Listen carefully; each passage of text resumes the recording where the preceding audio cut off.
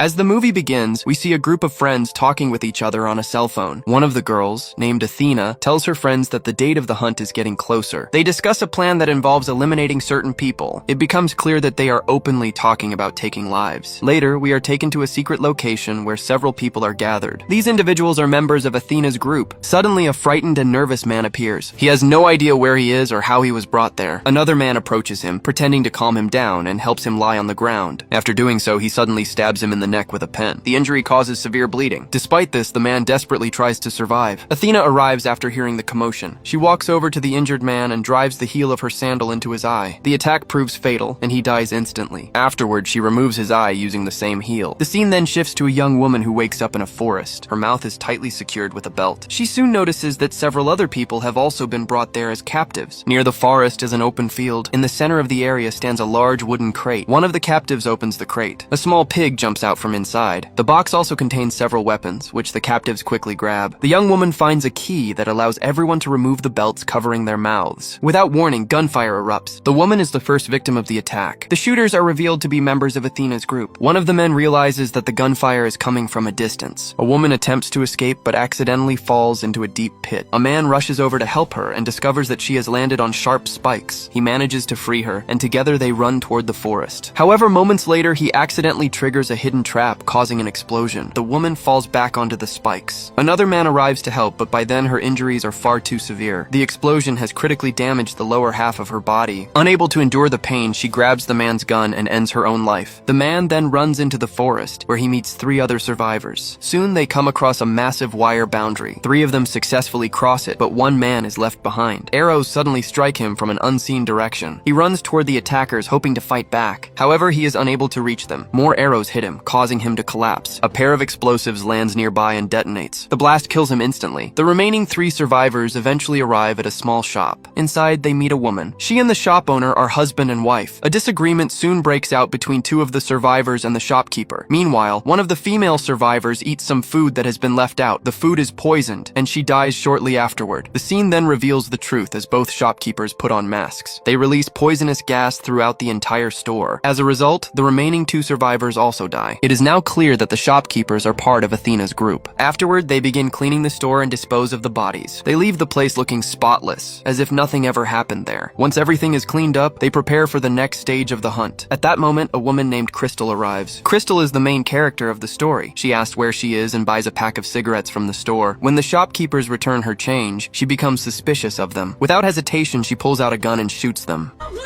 Cigarettes in Arkansas only cost $6. You fucked up, bitch!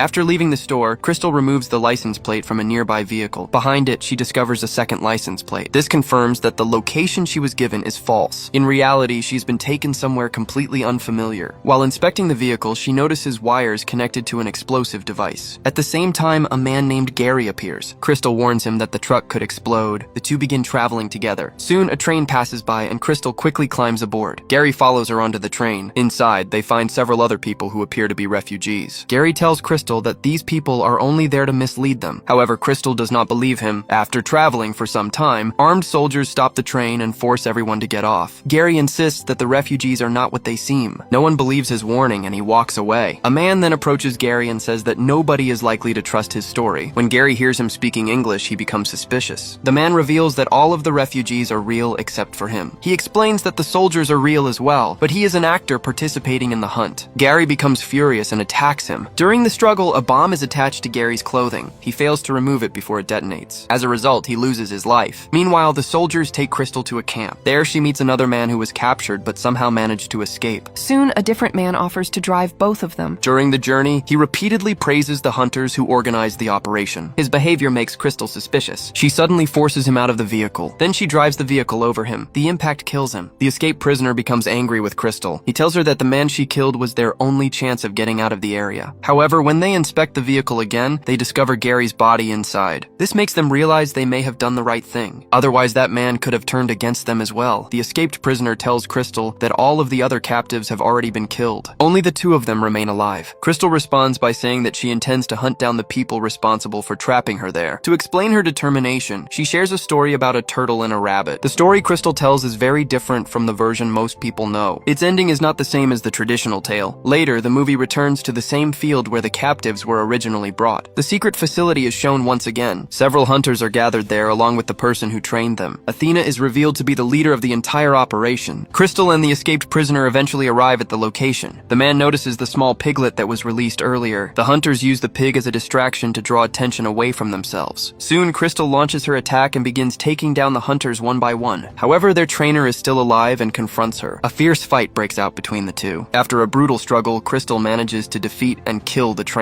Just then, Athena calls the man who accompanied Crystal. She tries to distract him and asks whether he has eliminated Crystal yet. After hearing this conversation, Crystal becomes suspicious of him as well. Believing he may have betrayed her, she kills him before he can defend himself. Crystal then approaches the trainer, who is still barely alive and badly injured. She forces information out of him and learns Athena's location. After getting what she needs, she finishes him off. The story then jumps forward by 1 year. At this point, the truth behind the hunt is finally revealed. At the beginning of the movie, Athena and her friends were seen chatting about hunting people. In reality, those messages were originally meant as a dark joke among their group. However, Crystal and 11 other people later exposed the private group chat. As a result, Athena and her companions lost their jobs. At first, they treated the idea as nothing more than a joke, but after facing serious consequences, they decided to make the plan a reality. They wanted revenge against the people they believed were responsible for ruining their lives. Because of this, they targeted and captured those individuals. When Crystal finally reaches Athena's residence, she finds her calmly preparing food. The two sit down and talk before confronting each other. Athena claims that she knows everything about Crystal. She even mocks Crystal's background and personal history. Crystal responds by telling Athena that she has made a mistake. The Crystal Athena has been searching for is not actually her. She explains that the wrong person was captured and brought into the hunt. Shortly afterward, a violent fight erupts between them.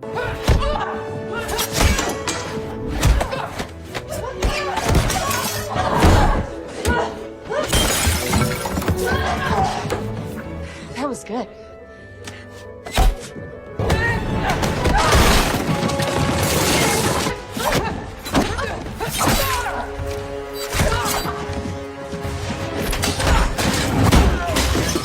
Both women suffer injuries and eventually collapse from exhaustion. After a brief pause, they get back up and continue fighting. In the end, Crystal gains the upper hand. Athena is defeated and loses her life. As Crystal stands over her, she notices a rabbit nearby. This moment reflects the story she told earlier. In that story, Crystal represented the turtle, while Athena represented the rabbit. After the fight is over, Crystal gets up and eats the meal Athena had prepared. She then changes into Athena's clothes and takes her dog with her. Finally, she boards Athena's private jet. She tells the pilot to take off. So our story ends here. Tell me in the comments how many stars you would give this movie. If you liked the story, don't forget to like the video and subscribe to the channel. We will meet again in the next video. Goodbye.